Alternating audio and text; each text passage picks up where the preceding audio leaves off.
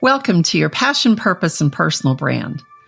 Today, this is going to be an episode that's been brewing inside of me for quite a long time. It's something I've observed over the years and wasn't quite sure what I thought about it. But I've taken some time and dug into more research and decided where I stand now, so I'm ready to bring it to you. It all ties in with the season of shows where we've been talking about following your passion to live out who you are, expressing your purpose and being intentional to create a life of so much more on the way to your legendary self. It all started when I'd see people expressing how unhappy they were, but they weren't willing to do anything about it. Now, I will tell you, this is one of my pet peeves. I'm not very patient when people like to play the victim. They continue to look at the situation and then they tell me why it's holding them back. I really think that is a victim mentality. And my response, whether I speak it or not, is, so what do you plan to do about it? My thought is, if it's so bad, then you have a choice. Change your actions, change your environment, or change your situation to make this pain go away. But a lot of people get anxious when it comes to the idea of change. They get comfortable and would prefer to live with the situation they know versus an uncertain outcome, even if it could be better. They would rather stay where they are than have to stretch or walk into an unknown where they may not have complete control and open themselves to the possibility that they might be wildly successful. It's so much easier when we choose what's predictable than deciding to create a reality that aligns with what we really want. And when we can't imagine how to make our dreams come true, what do? We pull back on them to make them more feasible. Think about if you were in an industry and wanted to move to another, you don't know where to begin. How would you do that? Or thinking about living in a different part of the country when you've always lived in one place? Maybe it's easy just to stay where you are. But what shows up when we allow ourselves to go beyond that comfort zone is getting uncomfortable, and we become resistant to change and filled with fear. Another thing I noticed everywhere I went came from this idea of humans that we operate in this world of duality. Now, there's a definition of duality as it relates to physics and math, such as projective geometry. But to keep this conversation moving along, we're going to leave those topics for a different type of podcast. I'm going to be talking about a concept that we learned by the age of 4, and it's a path most of us can keep up with.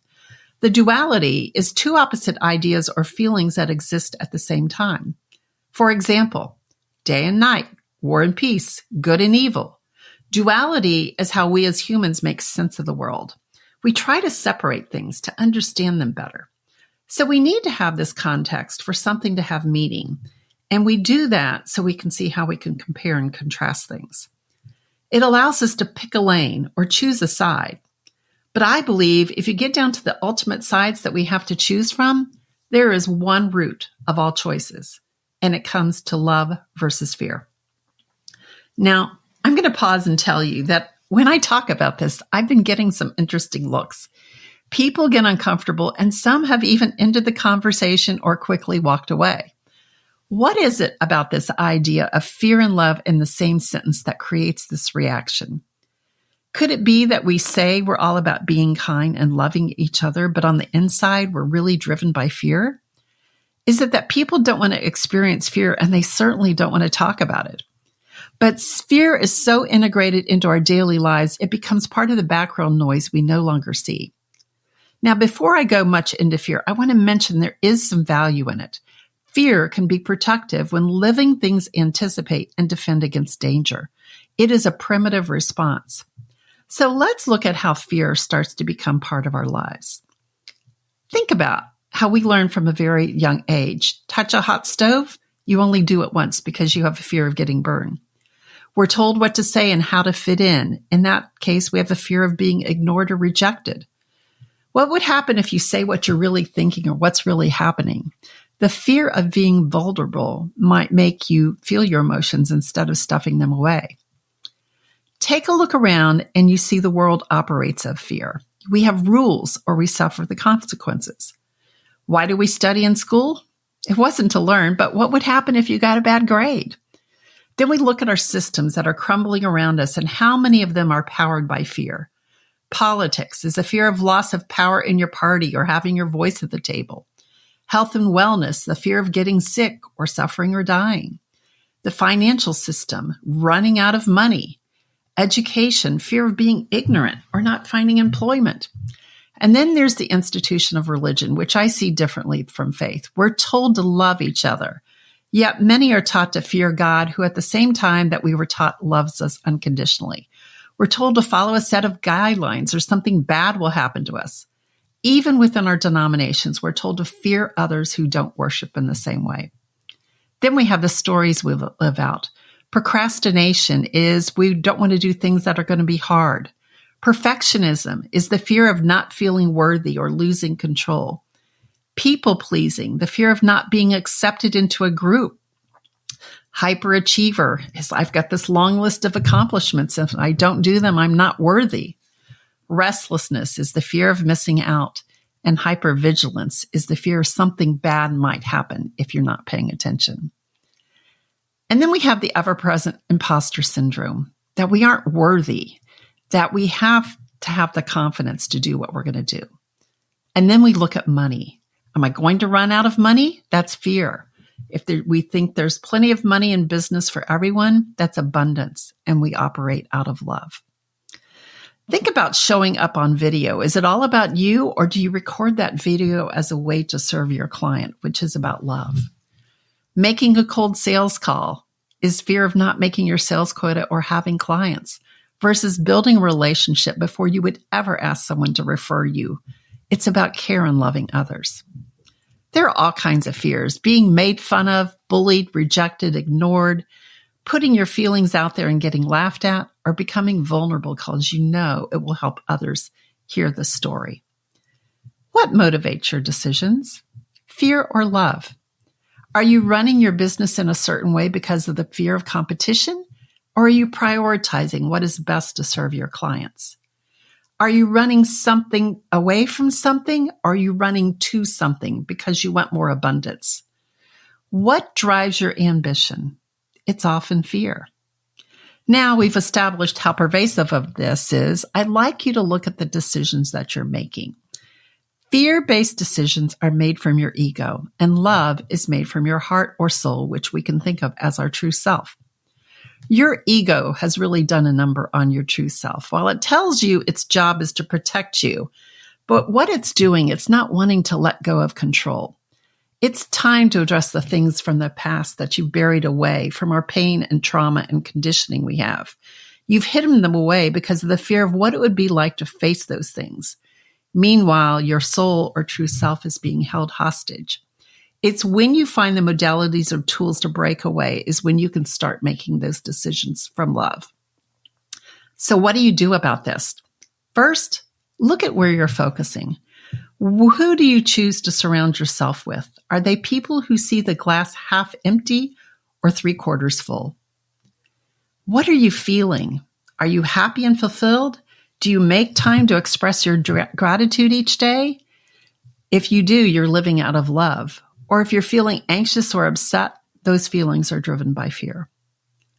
What intentional actions are you taking? Are the actions causing you to feel excited in anticipation? That's love. Are they based on nervous and anxiety? That is fear. What needs to change to get you further from fear and closer to love? What does it take? It's consciously showing up every day. The way is to choose love. And when you constantly choose love over fear, you have the choice to make decisions. Always. It is the extent to which we choose love or fear that will dictate the overall quality of our life. Choosing love over fear is the way to feel centered, grounded, peaceful. We just don't realize it. We get off track. We stop turning up. We feel like we're not worthy enough to do it. What does choosing love over fear mean? It means choosing you. It allows us to feel less skeptical, more trusting, less judgmental, more accepting, more capable, and being willing to surrender. When we show up embodying love, everything changes. People respond to us differently. The world responds differently. A different reaction creates a different response. What does choosing love look like? It starts with you. You choose to stop beating yourself up and accept that you're human and show yourself compassion. You start looking at your struggles as opportunities for growth and change. You look at all people through a lens of compassion, including the ones who treat you poorly, because they're going through their own stuff. It has nothing to do with you. You forgive yourself and others so you can let the past go and finally be able to do what you need to do in the present to thrive. Savor your moments and be grateful for what you have. That's how you get more. And what many people don't realize, that's the mindset that you need. Release the beliefs and thoughts that are no longer serving you. And set loving boundaries. So instead of feeling like a doormat, you can feel important too. Speak your truth. Ask for what you need. Choosing love is looking to see what's possible. And remember that feelings are just feelings and they too will pass. Choosing love allows you to show up for yourself and others because you absolutely have the power to achieve anything. You just need to get your intention in line with your actions. And in doing so, you're going to create an energy shift that will propel you into your journey. Once I became aware of these steps, I decided that fear is not a place I was going to live any longer. It's a source of suffering. It causes broken relationships and wastes our precious time. It pulls energy out of us that was meant to live fully. It causes stress and chronic illnesses that contributes to our disease. Fear is not anything I want to give power to. So what do we do about the ego? Remember, it's here to protect you, and it will push back on anything that believes it will take away its power and its ability to control you. It believes it's so special that it chooses a side and it can't see things in wholeness. It turns you into thinking you versus them, and the ego is not who we are. It becomes the stories we tell ourselves versus the soul that's connected to our true identity. That's where our true potential and unconditional love lives. So how do you get out of this tug of war between the ego and the soul? You start by looking at the past and recognize it for what it was. Understand you can't change it. And before I say goodbye to it, I like to thank it for bringing me to where I am today. Then we consider the future. We have no control over it. Worrying about what might happen is a waste of energy, which leaves us right in the present. It is in the present where we find oneness. It is peaceful. There is no tension when time stands still. It's where we can get into a flow state where we're wrapped up with what is in front of us that we experience oneness. And it is in this oneness that we feel connected to each other. It's funny. We spend our whole lives comparing ourselves to others, and at some point we begin to remember who we are and realize that being one people, there is no longer anything to fight against. This unconditional love allows us to see we have more in common than we have differences. And when we feel this connection and acceptance of others is when the ego starts to fade. Now we have a different way to live, and we get to choose. It's about returning to the person we were created to be and understanding that we are all one people. When we make this choice is when we win the battle we've learned to fight every day. Operating from love means choosing acceptance instead of focusing on our flaws and shortcomings. We embrace each other, celebrating their strengths and accepting imperfections. By choosing unconditional love, we encourage personal growth and self-expression, and it fosters a safe environment where people can be their authentic selves. It's where we can show up to live fully in our purpose, a life of so much more, and become that legendary self. When it comes to love versus fear, love always wins. Thanks for joining me today for this very important topic. And if you've been holding yourself back because of the fear of moving forward, consider partnering with someone to guide you. The Differences You Group Beta program will be relaunching in the fall, so I'm taking names on the wait list. Look at the link in the show notes. And if you like personal attention, I do have a VIP program for this as too. I hope you got what you needed. And one thing I'd like to do is to ask you for a favor. If you've been enjoying these episodes or you're a listener of the show, I would love it if you would subscribe and even better, leave a review. It's how people can work to find the show where we can talk about topics like this. I want to thank you. I really appreciate your support. And until next week, We're going to see someone who is dedicating his time to doing the personal and professional development. So until then, here's to your legendary self.